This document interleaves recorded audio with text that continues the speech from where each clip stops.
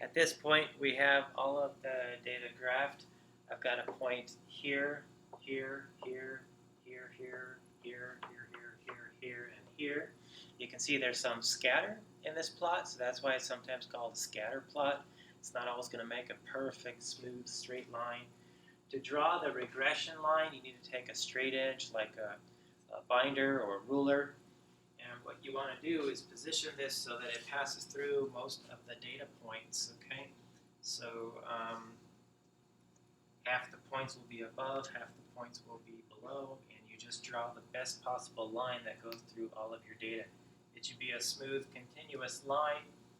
It should not be dot to dot that connects each of the points. And in fact, your best fit line might not even pass through any of your exact data. So this is perfectly fine as far as your regression line, okay?